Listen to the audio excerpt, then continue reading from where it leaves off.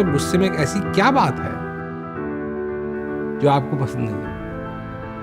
भाई आपका स्वभाव है, अगर आपका स्वभाव नहीं होता तो आप गुस्सा कैसे करते? तो ऐसी क्या चीज है जो गुस्सा करने पे आपको पसंद नहीं?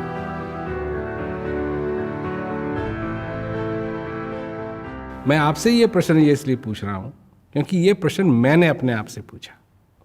गुस्सा मेरे को भी आता है और लोग उटपटांग काम करते हैं तो उससे भी गुस्सा आता है। पर एक दिन मैंने अपने आप से पूछा कि ठीक है, लोग तो उटपटांग काम करते ही हैं, अब जिसकी समझ में नहीं आया कुछ ना कुछ करेगा, वो गलत करेगा। पर तुमको गुस्से से गुस्सा क्यों है?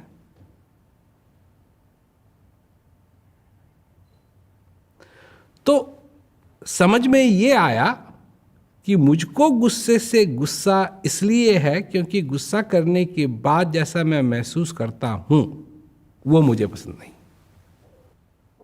क्योंकि जब गुस्सा हो रहा होता है तो मेरे को मालूम ही नहीं है गुस्सा कब आता है, पर जब चले जाता है तब मेरे को महसूस होता है कि ये अच्छा नहीं था। तो गुस्से के बाद जो होता है उससे मुझे नफरत है, क्योंकि मैं एक ऐसी चीज बोल जाऊंगा जो मैं कभी बोलना नहीं चाहता, मैं ऐसी चीज कर जाऊंगा जो मैं कभी करना नहीं चाहता। मतलब गुस्सा एक ऐसी चीज है जिसमें कि मैं अपने आप को खो देता हूं। जो कुछ भी मैंने अपने से प्रण किया है, जो भी मैंने अपने से कहा है कि नहीं ऐसा करने की जरूरत नहीं है, वो मैं तोड़ देता हूं, क्योंकि वो एक ऐसा समय है कि मैं अपना संतुलन खो देता हूं। तो सबसे बड़ा प्रश्न तो मेरे को ये पूछना है अपने से कि मेरे लिए मेरे संतुलन की क्या कीमत है? मेरे संतुलन के लिए। बात काम की नहीं है, बात औरों की नहीं है, मेरे लिए मेरे संतुलन की क्या कीमत है? अगर ये मेरे लिए मूल्यवान है तो मुझे मेरा संतुलन खोना अनिवार्य नहीं। इसके लिए मैं क्या करूं? क्या करूं?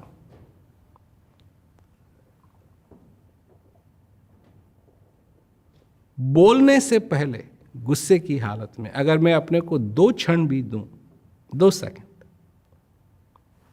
सोचने का, मैं समझ सकता हूं। बात ये वही है कि जब मनुष्य क्रोध में होता है वो अपने आप से अलग है। वो है जो वो नहीं होना चाहता है, वो है जो उसके स्वभाव में नहीं है। और उससे बचने के लिए जो कुछ भी उसको करना पड़े, ऐसे भी लोग हैं जिनको देखते ही गुस्सा आता है। तो फिर पैर तो आपके हैं, वहां क्यों जाते रहते हो? जाओ, ऐसी संगत में बैठो, ऐसी संगत में बैठो, ऐसी कंपनी में बैठो, ऐसी संगत में बैठो जिसमें आप उभरो, अंदर से उभरो, कोई चीज अच्छी समझो। ऐसी संगत में नहीं जहां कि आप अपने से दूर होते जा रहे हैं, ये कुसंगत है। हर एक आदमी के पास ये उपाय है कि वो अपनी कुछ संगत बनाए, चाहे वो जेल में ही क्यों ना हो, जहां कोई भी समझेगा कि तो असंभव बात है, परंतु सबसे बड़ी बात है। और फिर यही वही उदाहरण है कि एक मोमबत्ती जो जली हुई है वो दूसरी मोमबत्ती को जला सकती है। जब मोमबत्तियां जलने लगती हैं तो अंधेरे का आना असंभव हो जाता है। ये जो कुछ भी चीज़ें हैं जो मनुष्य को परेशान करती हैं, अब देखिए, मैं इस बात को अच्छी तरीके से, मैं यहाँ बैठा हुआ हूँ, आपसे बात कर रहा हूँ, ये सारी बातें हो रही हैं और यहाँ बैठ के मैं कुछ भी कह सकता हूँ, परंतु ऐसी चीज़ें हैं जो मेरा ध्यान जहाँ होना चाहिए वहाँ से अलग करती हैं। तो या तो मैं अब उन चीज़ों की लिस्ट बनाऊं और उन चीज़ों की लिस्ट अपने जेब में रखूं, और जब कैसी भी परिस्थिति हो देखो आज ये इस लिस्ट में है या नहीं है, या फिर मैं ये बात समझूं कि मैं चाहता क्या हूं। हर पल हर क्षण अपने जीवन में सुबह से लेकर शाम तक मैं चाहता क्या हूं,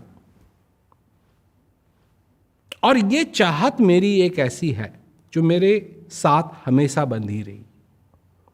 चाहे मैं कितना भी छोटा था, चाहत यही थी कि मैं खुश रहना चाहता हूं, मैं आनंद में रहना चाहता हूं। मेरे गुरु महाराज जी ने, मेरे पिताजी ने मेरे को बताया कि वो आनंद का स्रोत मेरे अंदर है। जिस आनंद को मैं चाहता हूं वो आनंद का स्रोत मेरे अंदर है, वो बाहर नहीं है। जब बाहर की चीजों को बदलना मैंने बंद किया, क्योंकि पहले तो यही था कि भाई ये कर दूंगा, मैं ये कर दूंगा तो अच्छा हो जाएगा, ये कर दूंगा तो अच्छा हो जाएगा, और जब अंदर की चीजों में ध्यान देना शुरू किया तो अपने आप फिर वो जो हृदय रूपी प्याला है वो आनंद से भरने लगा। क्या वो हमेशा भरा रहता है? नहीं। क्या वो परिस्थितियां आज भी आती हैं जिनसे कि गुस्सा हो? बिल्कुल। पर क्योंकि वो चीज मेरे को मालूम पड़ गई है कि जो चीज चाहिए मेरे को वो मेरे अंदर है, तो मैं कम से कम उस तरफ कोशिश कर सकता हूं। और जितनी कोशिश मैं करता हूं अपने अंदर अंतर्मुख होने की, अंदर जाने की, अंदर जो मेरे सद्भावना है उसको उभारने की, तो वो कोशिशें सफल होती हैं। अगर मैं ऐसी चीज की तरफ कोशिश करूं जो संभव नहीं है तो वो कोशिश अपने आप असफल होगी। तो अगर मैंने अपनी जिंदगी के अंदर कोशिश की है कि मेरी सारी समस्याएं चली जाएं, तो वो सफल नहीं होंगी।